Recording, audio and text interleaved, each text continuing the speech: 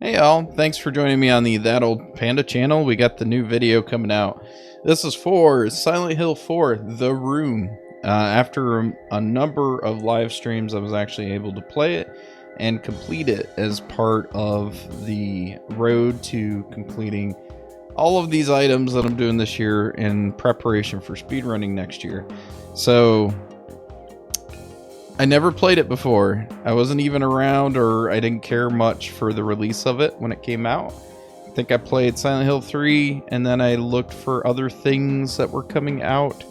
So Silent Hill 4 was definitely under my radar, and I pretty much didn't even give it a thought. But I have to say, this game itself was very interesting and unique. So when it comes to this particular game, figured we'd just do a coverage of some parts of it and things I found very unique. And that comes down to the haunts and the different perspectives of the game. So here it is, and some highlights and compilations from those live streams. And we'll highlight and look at all the different haunts that affect the apartment that you just grow very accustomed to in the game, as well as the different mechanics. Well, to start, the interesting thing about this particular game is that it takes place in your apartment. You wake up, your name is, you don't really know your name, or you basically are unaware of it. The character you're playing, obviously knows everything but doesn't tell you, and you just it kind of gets revealed to you.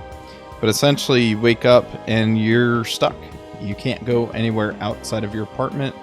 Nobody knows who you are. There's a bunch of chains that are on the front door. You can't open your windows, and you're having tons of headaches and nightmares. And all the while, you're trying to figure out as to why. The game opens up in a first-person perspective, which is very unique for a Silent Hill game, as it's not very common to see that. But then, eventually, as you learn and go through the game itself, you then change to a third-person tank control perspective. And the tank controls we're all kind of accustomed to, at least growing up at the time. For some of you newer folks and fans, it might be something to get used to, but it plays out just about the same. And the only way that you basically traverse or leave your apartment is in another world of, I assume, the kind of more of an extension of a Silent Hill world, which is twisted and created by the antagonists that you eventually fight and figure out towards the end. And yeah, you go through a hole in your bathroom. I'm not joking. There's a hole that is in your bathroom, and you go through it, and that becomes the way that you travel around. And eventually you find another hole to go through, and eventually through this other world, you do come to your apartment and able to leave. Come to find out that you need to actually destroy it and achieve destroying the antagonist so that this terrible world would collapse.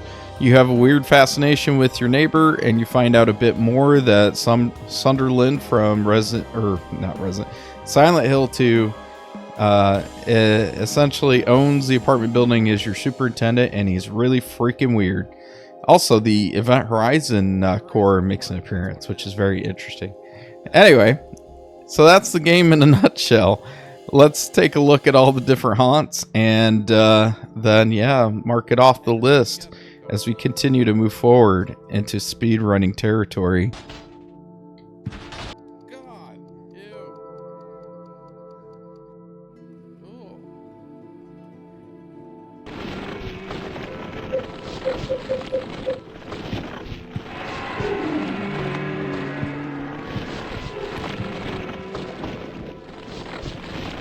Yeah, we can't have that in here.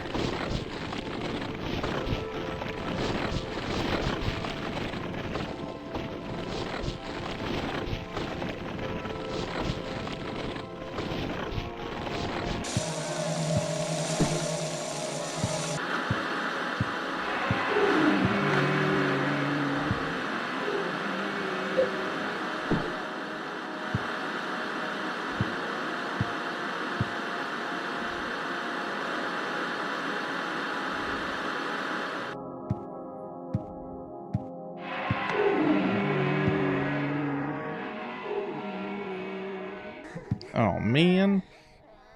Hit him!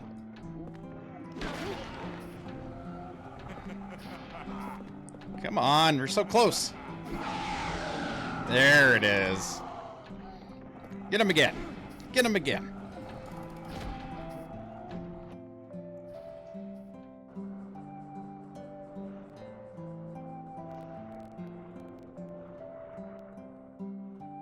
God, that was terrible. With the next few games coming out. Next on the list is going to be Silent Hill F in the hardest difficulty, and then also Resident Evil 2 Remake, Resident Evil 3 Remake, and 4 Professional Mode, I believe, are the last 3 for the year, while we do some other spooky content for the rest of the year. Anyway, thanks for joining me on this. I'll catch you in the next one.